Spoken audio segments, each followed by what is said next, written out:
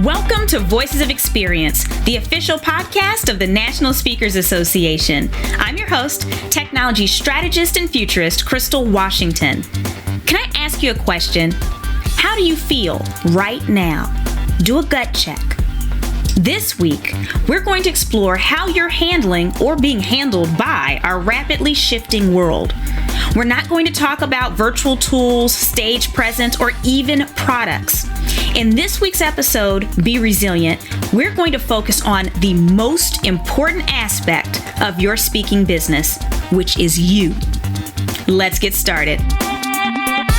Today on Voices of Experience, we have Elisa Hays with us talking about how we can be resilient. So why is Elisa with us today? Well, she was body slammed by a semi-truck that was going 65 miles per hour while she was on foot. After 7 hospitals in 4 states and the use of her brother's kidney, she's now speaking on resilience because who knows what it means to be resilient more than she does. So thank you so much for being with us today. Oh, it's my pleasure. You know, the reason why I wanted you on VOE is we often talk about immediately actionable things we can do in our businesses. And it seems to me that we're in this atmosphere now, Elisa, where speakers are overwhelmed. Our industry has changed very fast. It's overwhelming. And I know that you even started doing these amazing Facebook Lives, inviting a lot of the speaker community in. What are you seeing as a temperature check for many speakers right now? How are we doing at just being grounded and allowing ourselves space to figure out what's next? You know, Crystal, what I'm seeing a lot as I talk to different speakers is usually one of 2 things. They are either taking essentially some sabbatical, either with intention or more often more out of just imploding a bit. Mm-hmm. Or they are scrambling and have that hungry, I've got to get work, I've got to find work, I got to get work, I got to find work, with that hamster on a wheel type of a feeling. And either way, it is super stressful. So as someone who, before all of this happened, before COVID-19, you spoke on resilience. This has been your topic for quite a while. Mm-hmm. What would your advice be to each separate group? Because we're dealing with 2 different things here. What information or advice or tips would you give to speakers no matter where they are?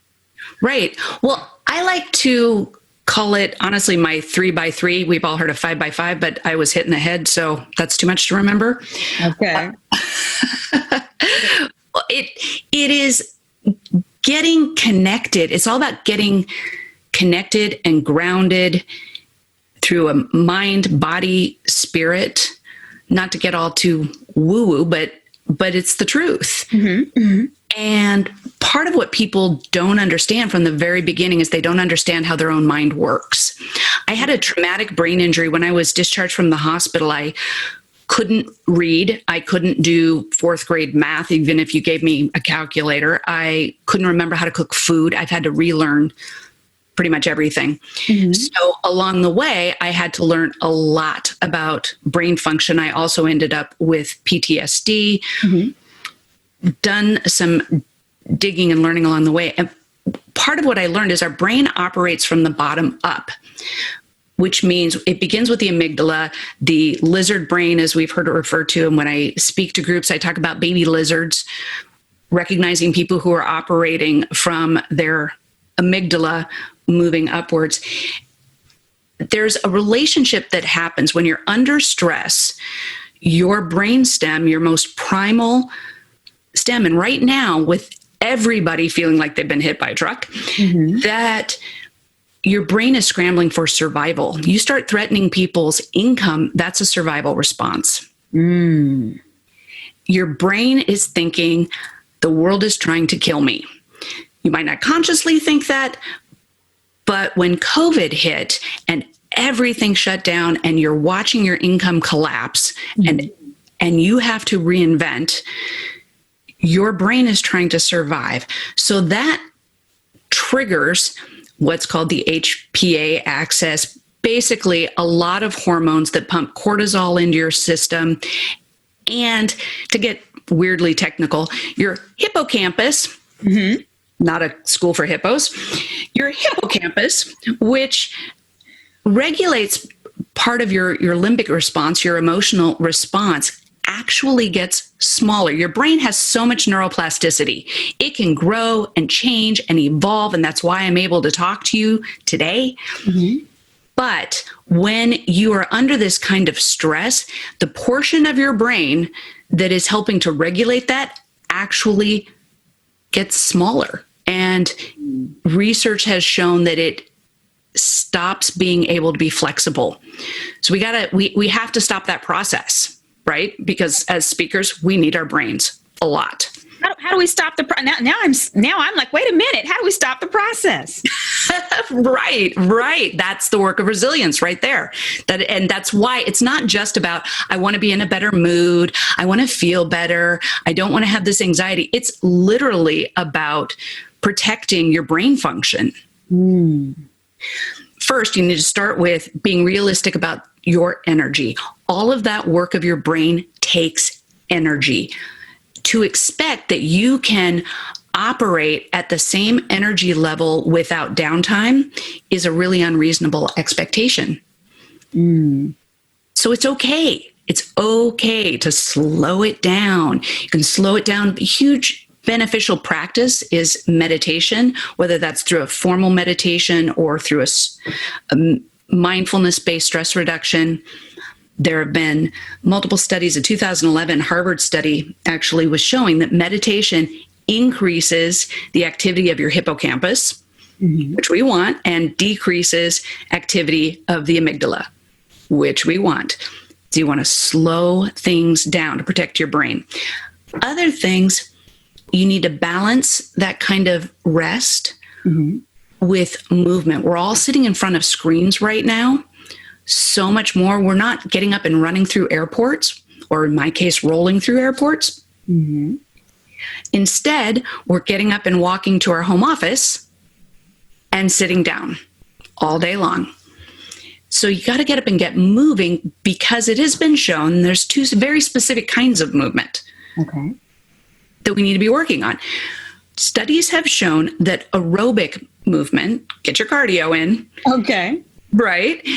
Actually increases the capacity of your hippocampus. So it's not just about your heart health, it's about your brain health. And what's called bilateral stimulation. In other words, think about walking or drumming or, I don't know, playing ping pong. Maybe, I don't know. Something that is rhythmic and uses both sides of your body. So why does that matter? It matters because when your body is either seeing or hearing or tactile moving through a bilateral stimulation in a rhythmic pattern, your brain cannot help but pay attention to it. It's trained to watch for tigers, right? And so your brain is going, wait, is that a tiger? Is that a tiger? Is that a tiger? I don't know. That might be a tiger. And because your brain is doing that, it's activating both hemispheres of your brain, and it is quieting down all of the stress response that we get from that helplessness feeling. Because when you get your whole brain working, you stop feeling helpless and you start feeling capable. Big difference. So even just taking a walk, which get outside, you can be socially distanced, take a walk, and activate your body, get your blood moving. It's good for all of those things that we already know. But the part that people don't usually know is how much that helps their brain. So far you've given us some great tools. You told us that we should be meditating, and as someone who meditates, and I know there's probably other speakers that are listening to us right now that are very familiar. There's some others that are like, I always thought it was woo-woo.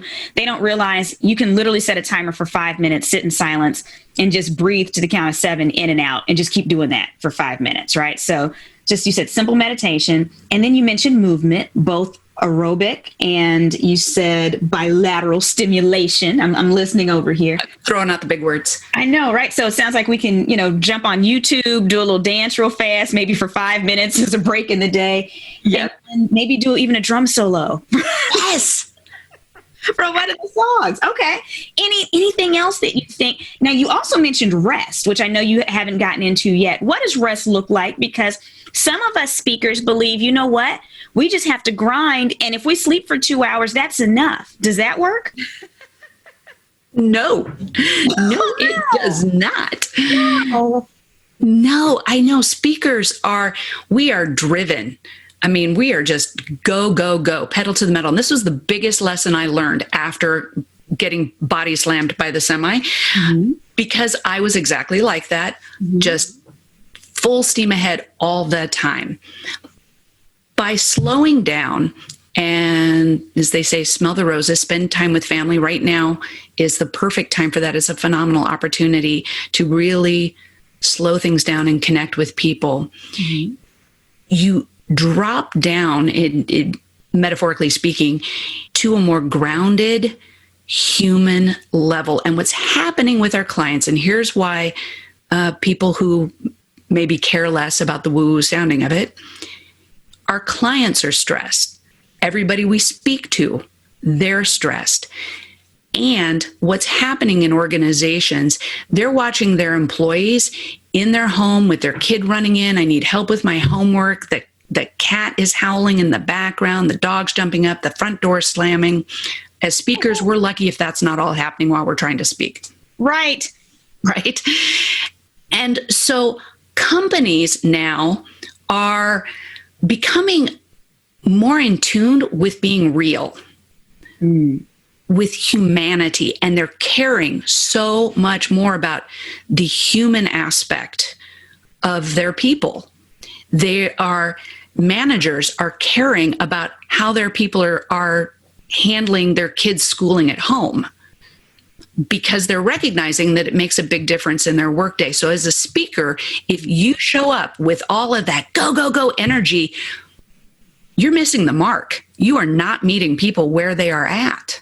Right. And it's great that you mentioned this, because I've seen people, not just speakers, but on conferences where you can feel that energy coming off of them, and it gives you anxiety. Like watching them, you're like, right.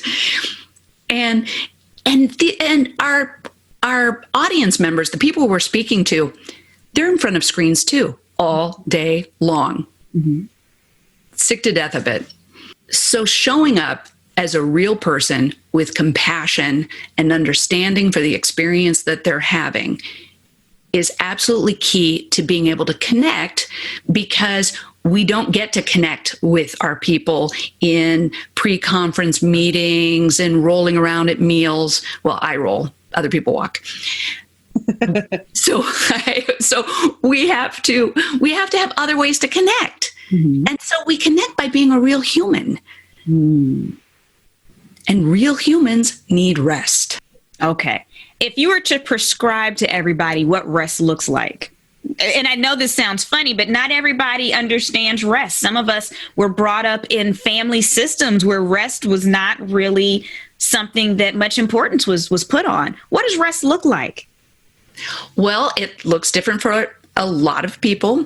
For me, it looks like sitting in the hot tub or watching a TV show with my kids that they're really into. For other people, rest might look like going out and taking a bike ride. Okay. It doesn't necessarily mean slow. It means giving your brain and your body a break from that striving energy. Okay.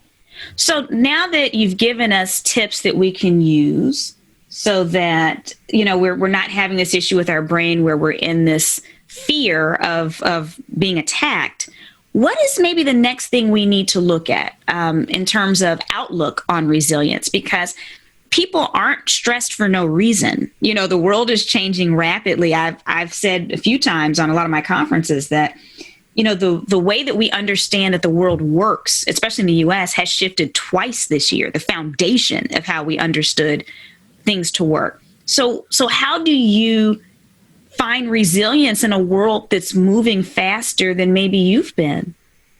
I think it's important to redirect your focus. When we have all of our income collapse and we have to reinvent how we do it, we're trying to figure out how to set up home studios, how to create videos for people to reinvent. Some people just spent thousands, tens of thousands of dollars on new websites, new videos, and now that's essentially not relevant. Mm-hmm. Why do we do what we do? That's what we need to remember. We are here to stand in the gap for people, for our clients. As speakers, it is our responsibility, it is our honor to stand in the gap with other people who are hurting. Our audience members are hurting, and it doesn't matter what you speak on. Mm-hmm. If you speak on technology, you speak on technology in the future. You are there to stand in the gap with people in their stress as they're trying to figure out how to move forward. When we keep our mindset on this outward directed focus of being of service to others, and not just by, I don't mean that just in checking in with your clients to see how they're doing, which is incredibly important, but I mean in approaching our work with an attitude of, what is my pandemic legacy going to be? When all of this is done, when I look back, am I going to be telling the story to my children, to my grandchildren? You know what I did? I worked really hard at getting more work. And they'll say, hundreds of thousands of people dying, and that's all you have to say?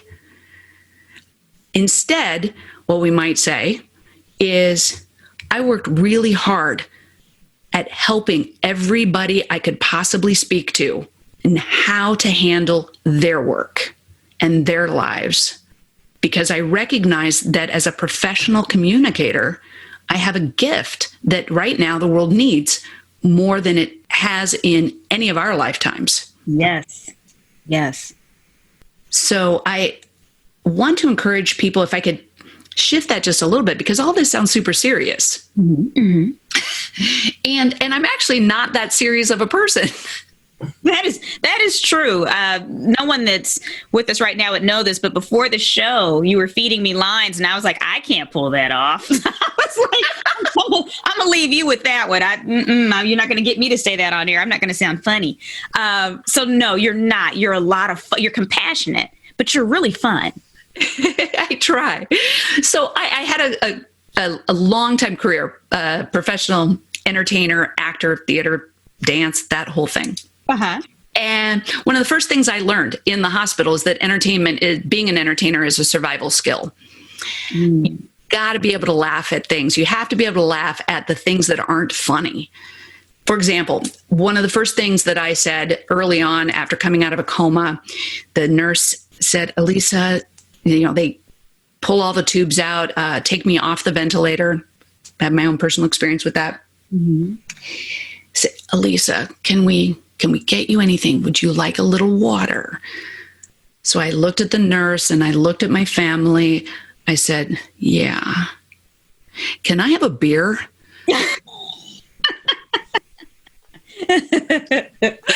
My mom, because they didn't even know how much brain damage I had. Uh-huh. My mom busts out laughing, turns to everybody in the room and goes, yeah, she's in there. She's fine. I'm still on life support, but my mother's going, yeah, she's fine. So we're all still on life support, right? We're all still trying to figure it out. Mm-hmm. But we're fine. We can be fine. I found out they had to amputate half my rear end because all of the gluteal muscles were causing sepsis in my body on that side. Okay. And so I started cracking jokes about it pretty early on. Mm-hmm. Not because I actually thought it was funny, but because I'm not going to take myself too seriously. Okay. I want all of our speaker friends to just not take themselves too seriously. Don't put so much pressure on yourself. You don't have to. Chuck Gallagher did a wonderful job of talking about redoing our demo reels as virtual, how we do that virtually. So I don't have one of those created yet. Mm-hmm. Sorry, Chuck, I know. I should probably call you. But yesterday, instead, what I did, I was talking to a client a bureau client who's submitting me for speaking on resilience to an organization. I said, I tell you what, I have this Facebook Live video that I did of me dancing around my office to Let It Go from Frozen. Uh-huh. I'll send you that. That was my demo reel. Because I said, everybody has watched enough boring, horrible Zoom meetings. Yes. I'm sure they know I can speak, but do they know I can be fun? So here, I'll send this. And I just didn't take myself too seriously. Right. And my client with the bureau, he loved it because he's also really stressed. Mm-hmm. So the more we can manage our own stress, the more we can show up in a way that is fun and compassionate and grounded for everybody that we interact with, which means we make ourselves magnetic. They want to be around that. Everybody wants that right now.